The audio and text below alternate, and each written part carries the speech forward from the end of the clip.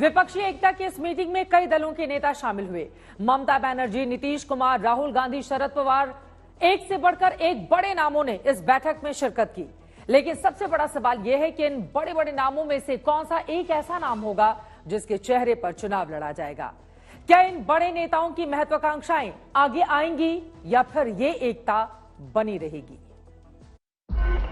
Institutions पर,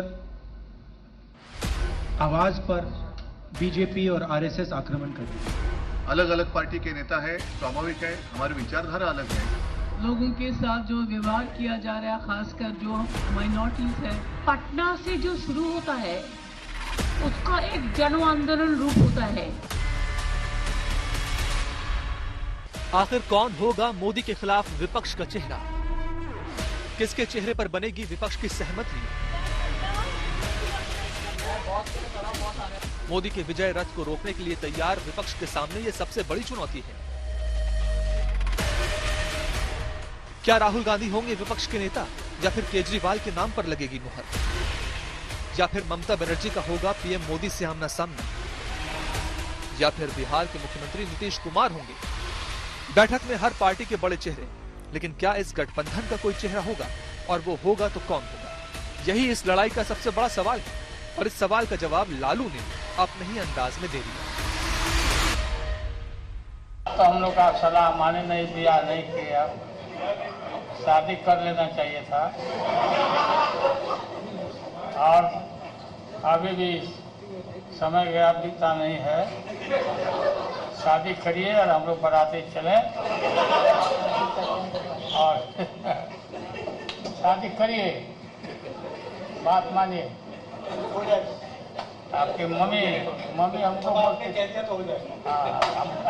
एकदम पक्का करना पड़ेगा। मम्मी आपकी बोलती थी कि आप हमारा बात नहीं मानता, शादी करवाइए आप।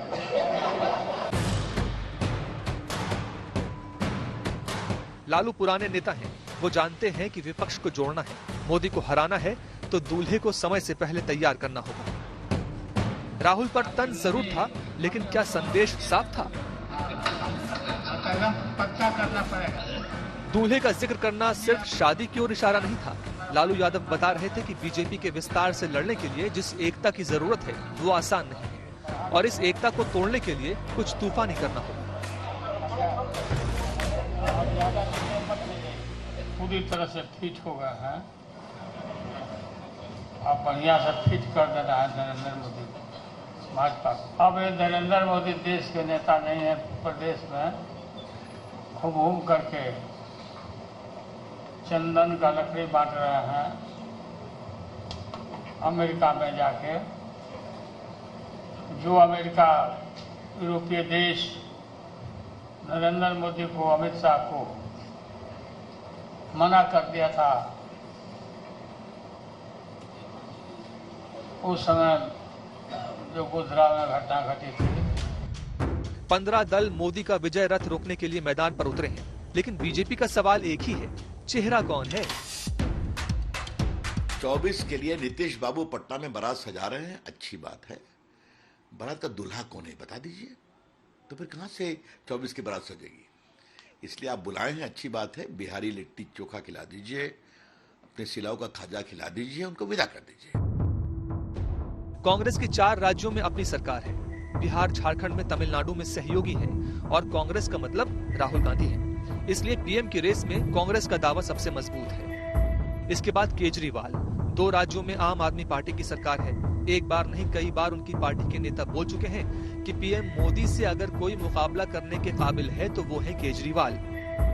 तीसरे नंबर पर नीतीश कुमार है। वैसे तो जेडीयू सिर्फ बिहार में है, लेकिन नीतीश कुमार कई बार बोल चुके हैं कि वो खुद को पीएम मटेरियल मानते हैं, और फिलहाल विपक्षी एकता के सूत्रधार नीतीश कुमार ही हैं। चौथे नंबर पर है ममता बनर्जी। बंगाल में सरकार है, लेकिन कोलकाता से दिल्ली पर हमेशा नजर रहती है। लेकिन सिर्फ यही 4 नहीं, कई और भी हैं। स्टालिन है, शरद पवार है। अब स्मृति ईरानी बोल रही है कि पीएम मोदी के खिलाफ लड़ने की ताकत अब किसी में नहीं है। यहाँ पे देश के सब ऑपोजिशन की पार्टियां आई हैं, एक साथ मिलकर हम बीजेपी को हराने जा रहे हैं। आपने देखा होगा कर्नाटक में बीजेपी के नेताओं ने बहुत लंबे भाषण किए, हर कोने में घूम लिए और नतीजा आपको दिख गया कर्नाटक में क्या हुआ। हास्यास्पद है कि आज कांग्रेस की छत्र छाया में कुछ ऐसे नेता एकत्रित होंगे जिन्होंने आपातकाल के समय में लोकतंत्र की हत्या का नजारा स्वयं देखा। यह हास्यास्पद है कि एकजुट होंगे वो लोग जो राष्ट्र को ये संकेत देना चाहते हैं कि उनकी स्वयं की क्षमता मोदी जी के सामने विफल है। मैं विशेषतः कांग्रेस पार्टी का आभार व्यक्त करती हूं कि उन्होंने सार्वजनिक तौर पर यह घोषित कर दिया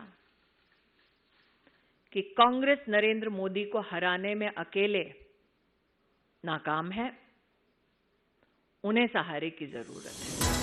बहरहाल बैठकों के इस दौर में चेहरे पर सस्पेंस जारी है। शरद पवार पहले ही चुनाव के बाद चेहरे का ऐलान करने की बात कर चुके हैं, तो वहीं कई चेहरे ऐसे हैं जिन्हें उम्मीद है कि उनके नाम पर सहमति बन सकती है। विपक्ष की बारात तो तैयार हो रही है, लेकिन दूल्हा कौन होगा, इस पर अभी असली जंग बाकी है।